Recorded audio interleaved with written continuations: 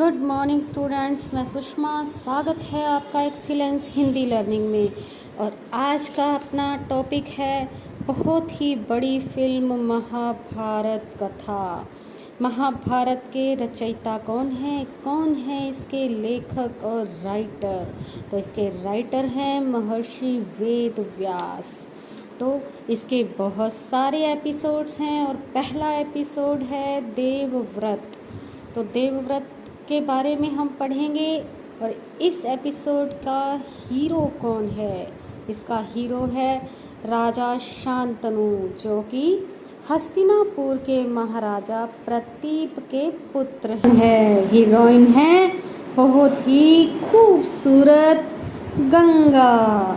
तो अब वो खूबसूरत थी तो महाराजा जो शांतनु थे वो उन पर मोहित हो गए। किस पर? गंगा पर। अब उन्होंने विवाह का प्रस्ताव रख दिया गंगा के सामने। अब भाई गंगा ने अपनी शर्तें मनवानी चाहिए। उसने कहा कि मेरी कुछ शर्तें हैं, आप मानोगे मैं तभी आपसे विवाह करूंगी।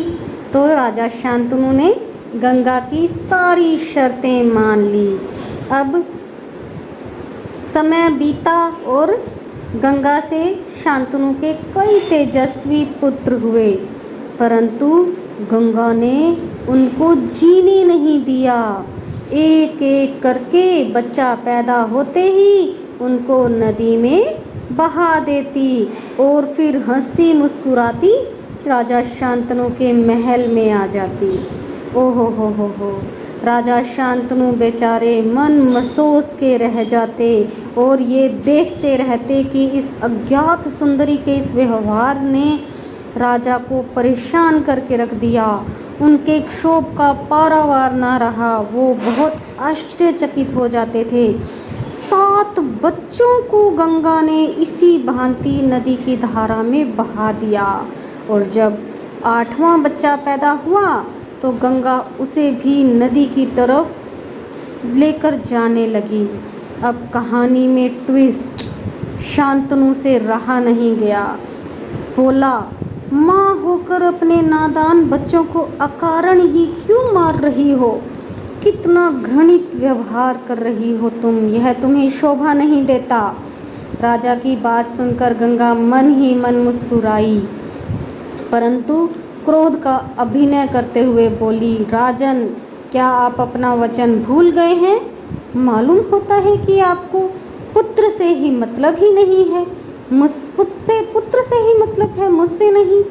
आपको मेरी क्या परवाह है? ठीक है, पर अब शर्त के अनुसार अब मैं नहीं ठहर सकती।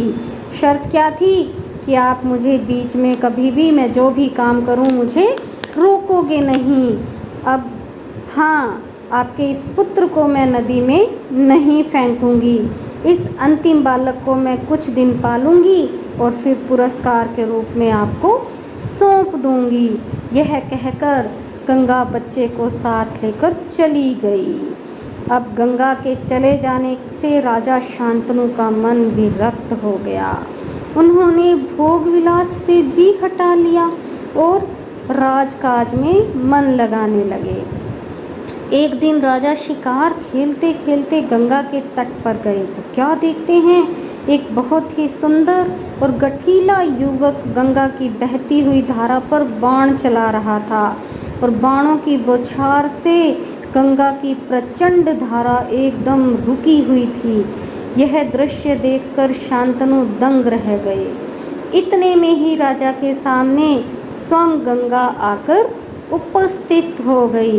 गंगा ने युवक को अपने पास बुलाया और राजा से बोली, पहचाना इस युवक को?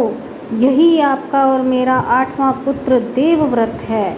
महर्षि वशिष्ठ ने इसे शिक्षा दी है और शास्त्र ज्ञान में शुक्राचार्य और रण कौशल में परशुराम ही इसका मुकाबला कर सकते हैं।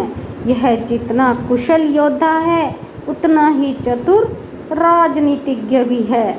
आपका पुत्र मैं आपको सौंप रही हूँ, अब आप इसे ले जाइए। तो बच्चों, वो देवव्रत कौन था? बड़ा होकर क्या बना? किस नाम से विख्यात हुआ? ये हम करेंगे अगले एपिसोड में। तो